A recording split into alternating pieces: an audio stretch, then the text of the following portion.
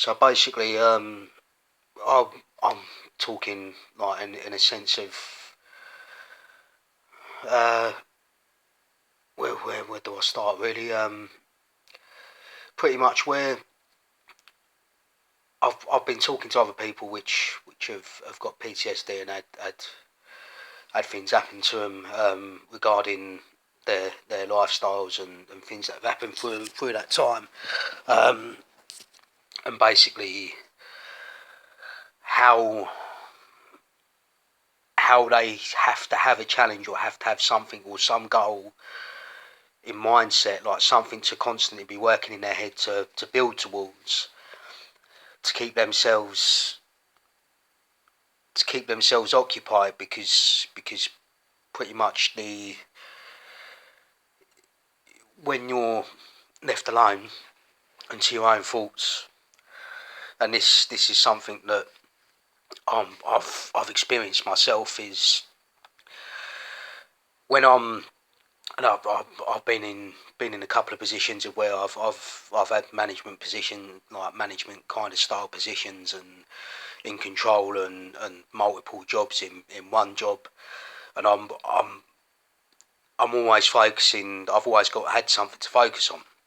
So like my mind has been on that. There's still been issues and still been things that are cropping up, and I've still had days of where like where you got 5 minutes to yourself and then things start circulating and things go on and things escalate, and then you get agitated and aggravated. But the thing that I'm trying to get across is that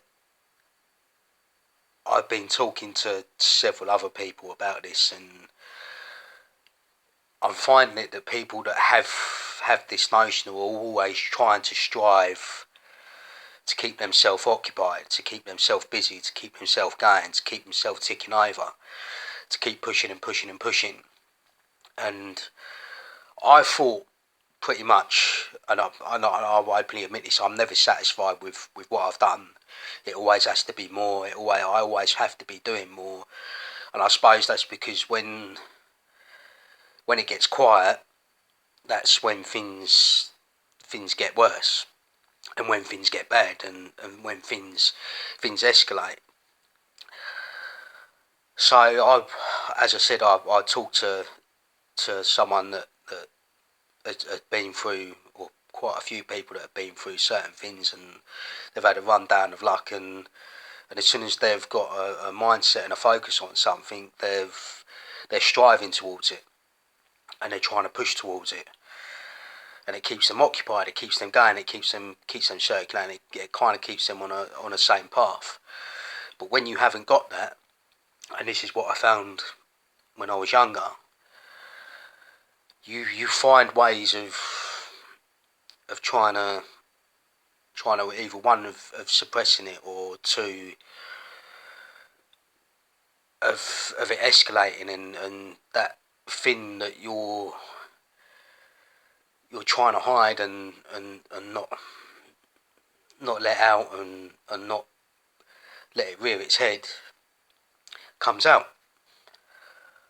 So it escalates, and you get agitated, and then you start doing some really stupid things, and really idiotic things, and you start questioning everything, everything that's ever happened, everything that's gone on, and it circulates in your head until the point of where your own mind is telling you, it's basically demeaning you, and it's constantly running you to a point of where I get angry, I get agitated, and I'll openly admit that I'm a fairly, well, because of hence what's happened, I'm an angry person anyway, and I am on the edge, but I don't let it out in front of people, and hence why I go out of a night, because I don't really like being around. I don't really like being around groups of people, and especially if I'm in that mindset, I can't really be around people. I have to let it out. I have to be by myself. So I go out and keep myself to myself. And I found this with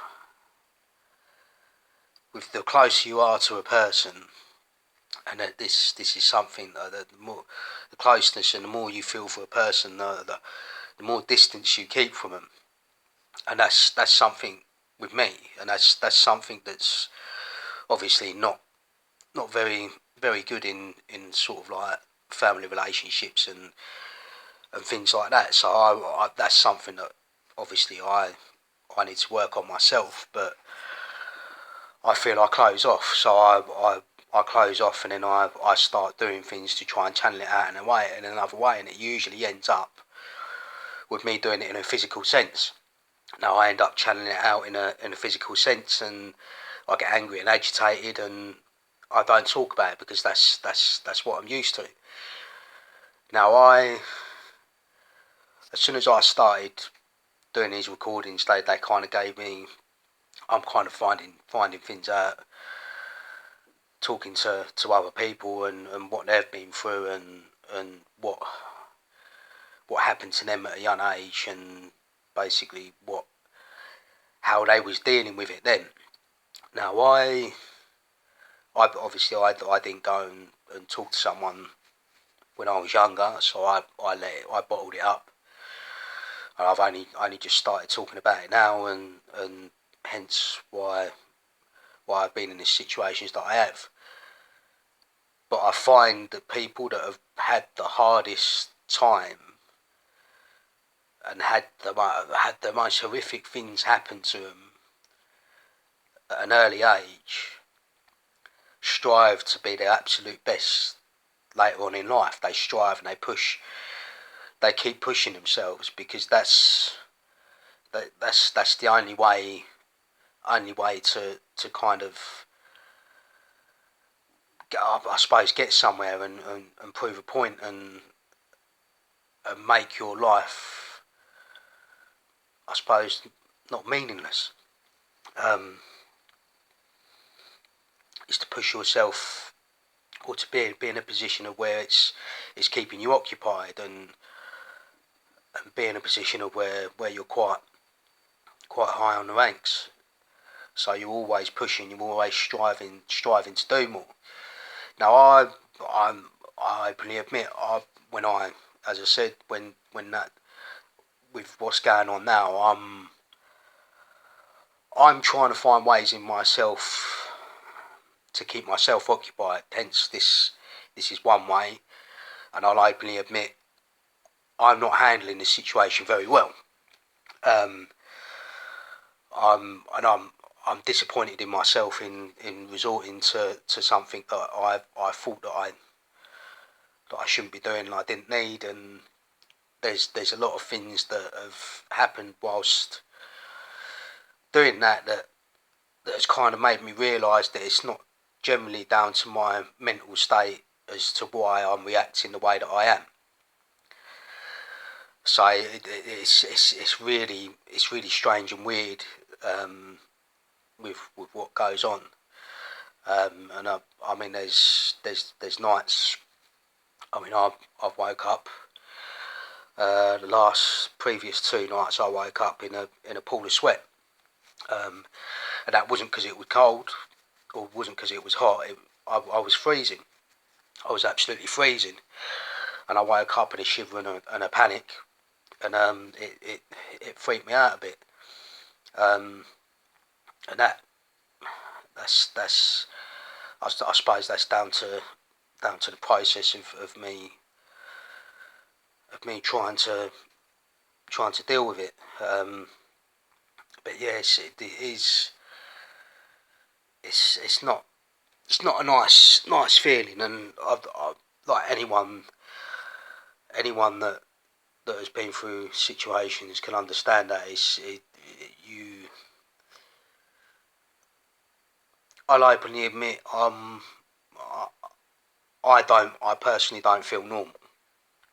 As I said, I get an adrenaline rush from being close to death, things like that happened, and I get adrenaline rush to be in those situations, and it makes me feel alive, but it also closes off what's happened. So it makes, I suppose it's that fight mode. You're constantly trying to fight, and you're constantly trying to push, and it's your mind that is the one thing that will drop on you. But if you've got something in your mind you're constantly fighting, then fighting for your life is basically, it's fuck all. Basically, if that, and this is where, well, I suppose I understand why people commit suicide, because it isn't a nice place to be in. It's not a very nice situation. It's hard to deal with, and it's hard to manage.